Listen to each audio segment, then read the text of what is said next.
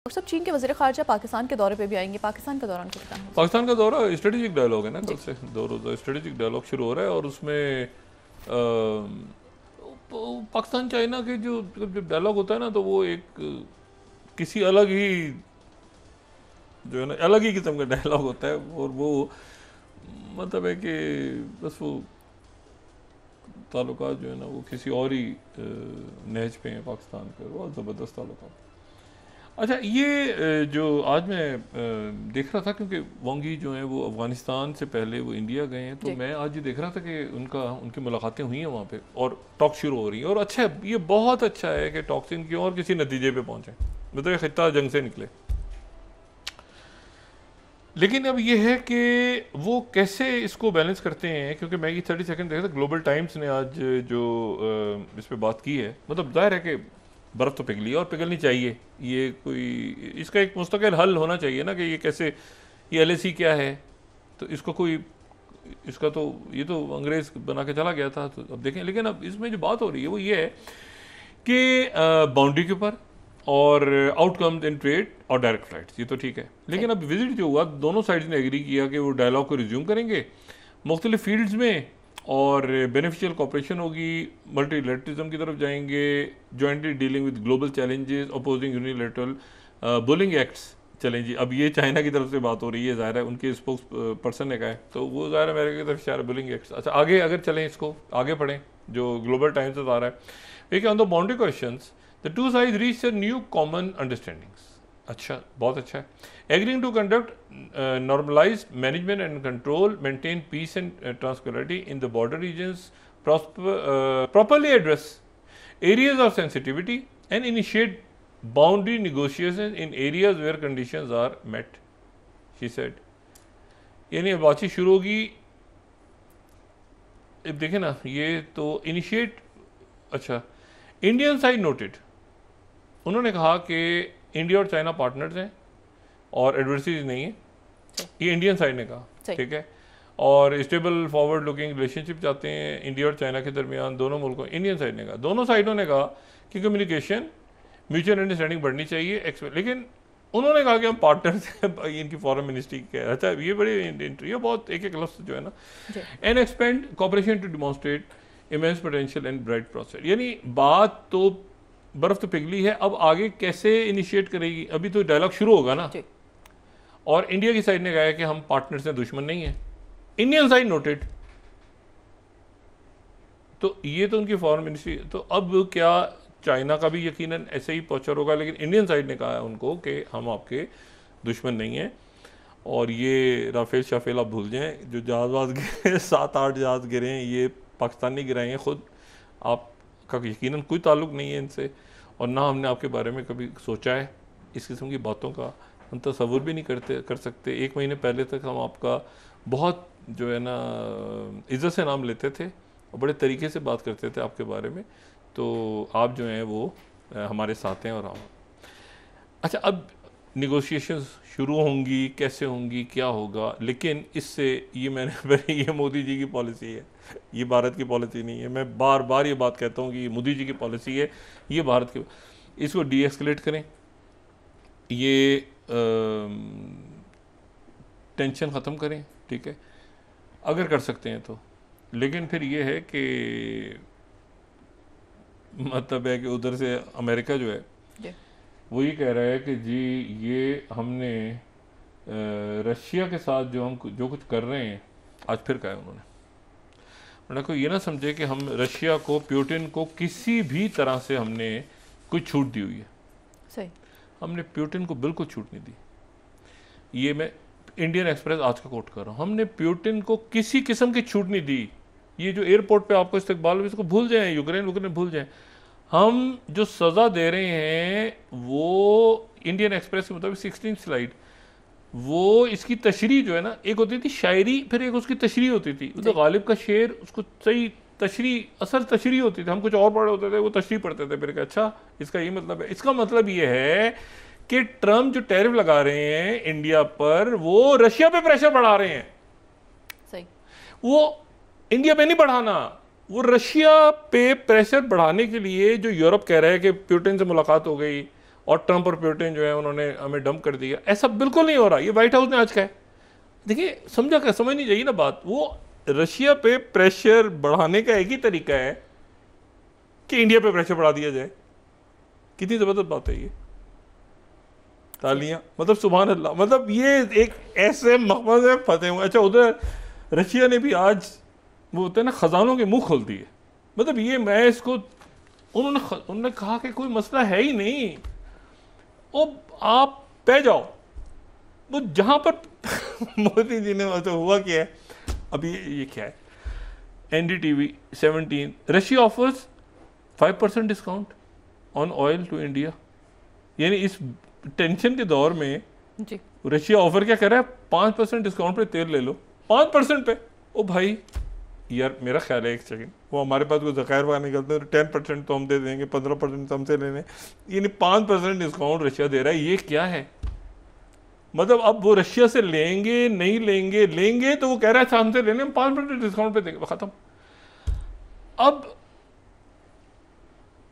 ये क्या है ठीक है। उधर से वो दोबारा जो है, अच्छा उन्होंने जो है वो फिर अनएक्सेप्टेबल, फिर आज दोबारा बयान दिया उन्होंने, ये NDTV 18 अनएक्सेप्टेबल, नाकाबिले कबूल है कि आप रशिया से ऑयल लें। अच्छा उधर वो पुतिन से मिल रहे हैं ट्रंप जी, और वो उनके बायलैटरल ताल्लुकात हैं, मगर वो जो रशिया तक जा रहे हैं वो वाया टम्बकटू जा रहे हैं। टम्बकटू जो है मोदी जी बने हुए हैं। मतलब अजीब एक मामला है कि इधर जो मैंने कहा था ना कि तो ये अजीब मामला है। मतलब देखो ना, उधर मारा उधर लग रहा है हाथ तो मेरी तो गलती नहीं है, मैं तो उधर मार रहा हूँ, इधर इधर इधर, इस तरह की सिचुएशन बनी हुई है। तो वो मोदी जी फंसे हुए बीच में कि अब करना क्या है। मतलब कहाँ ये देखें, ये तो गवर्नमेंट्स आ रही हैं जा रही हैं, आ रही नहीं, मतलब मोदी जी तो कॉन्टिन्यूस। ये बताएं पहले कि हुआ क्या है अमेरिका के साथ, पहले तो ये बताएं ना कि क्या हुआ है ये हुआ, मतलब क्या हुआ आखिर, अचानक क्या हुआ है। मतलब है कि, और मैं इस बात को मानने को नहीं तैयार कि ये जो है ये, अच्छा उन्होंने वो भी कहा है कि ये तो यूक्रेन के अंदर से इनका, यूक्रेन जेलेंस्की ने कहा है कि तो इंडिया के पार्ट्स बरामद हुए थे, इंडिया तो यानी रशिया को हौसला भी दे रहा था। यानी एक इतनी कंफ्यूजिंग चीज़ है सेंसिटिव टेक्नोलॉजी। देखें हमारी चाइना के साथ जो भी है, जैसा भी हमारी जो भी उनके साथ एक मामला आते हैं जो भी, अब वो चाइना और पाकिस्तान के मामला चल रहे हैं ना, अब वो पता चले अचानक वो किसी दुनिया के दूसरे कोने से चाइना को पता चले टेक्नोलॉजी में, ओ भाई इस तरह नहीं होता। ये जब ये बात इनकी चल रही थी ना सेंसिटिव टेक्नोलॉजी की, मैंने कोई नई बात नहीं कर रहा, मैं कि इनसे एक अरसे तक बहस होती रही और मैं हमेशा ही कहता रहा हूँ कि अमेरिका आपको टेक्नोलॉजी नहीं देंगे और आपको चाइना दे तो खैर छोड़ दें, आप अमेरिका आपको टेक्नोलॉजी नहीं देगा। कोई वजह है ना, कोई इधर उधर से कहीं से कोई असेसमेंट की होगी, अमेरिका आपको टेक्नोलॉजी नहीं देगा। अब इसके पीछे क्या राज है, क्या वजह है, वो सिर्फ 2-3 लोग बता सकते हैं। अजीत देवल बताएंगे या मोदी जी बताएंगे या जयशंकर जी बताएंगे या इनके वो जो कोर टीम के मेंबर हैं वो बताएंगे कि आखिर ये ऐसे कैसे हो गया है अमेरिका के साथ। वो कह रहे हैं हमारे जो स्ट्रेटेजिक पार्टनर हैं और ज़ाहिर आप डिपेंडेंट हैं उनकी पूरी, मतलब है कि, और इंडिया का बहुत कंट्रीब्यूशन है। इंडियंस जो हैं, मैं इंडियंस को हमेशा अलग करता हूँ ये मोदी जी के से, उनका बड़ा कंट्रीब्यूशन है AI में, टेक में, कल्चर में, हर जगह आप जाएं आपको बड़े ज़बरदस्त किस्म के लोग मिलते हैं, बड़े टैलेंटेड लोग, बड़े जो है ना बिजनेस में आगे बहुत ज़बरदस्त लोग आपको मिलते हैं। पूरे गल्फ में, यूरोप में, अमेरिका डायस्पोरा बहुत बड़ा है। और सवाल ये है कि ये जो फॉरेन पॉलिसी बनी है, ये इसका कोई सर पैर है भाई? आप वेस्ट की तरफ हैं, आप चाइना की, मतलब इसको कोई, ये कोई सुबह शाम तैयार होती है बैठ के, कोई स्ट्रेटेजी बनती है ना, लॉन्ग टर्म पॉलिसी बनती है ना आपकी, कहाँ किस तरफ जाना है। मतलब है कि वो जो है वो ऐसी कोई कमिटमेंट के चाइना के साथ हो गई है कि आप बरतानिया को, अमेरिका को छोड़ने वाले हैं तो वो पुल आउट करेंगे सारी चीज़ें, अपनी टेक्नोलॉजी और बाकी था। ये जो है ना, ये इसको, इस मसले को, ये अब मुझे नहीं पता, वो डिबेट भी नहीं इस पे हो रही है, वो इसको इससे निकलें, कोशिश तो कर रहे हैं वो पूरी, मगर एकदम से इधर से उधर, वाशिंगटन से उधर पहुंचे, उधर से उधर। अब देखें ना वो वीक क्रिकेट आप पहुंच रहे हैं तो वो कह रहे हैं अच्छा जी आ जाएं, अच्छा जी बात करते हैं, अच्छा जी वो 5% पे ऑयल ले लो, 5% वो पाबंदियां लगाते जा रहे हैं। तो अमेरिकन तो ये जो है ना ये मामला इनका इससे मोदी जी ने कैसे निकलना है ये देखना है। गज़ा में जनाब ये एक तारीखी दिन है, दोबारा मैं वो बात कहूँ, तारीखी दिन है।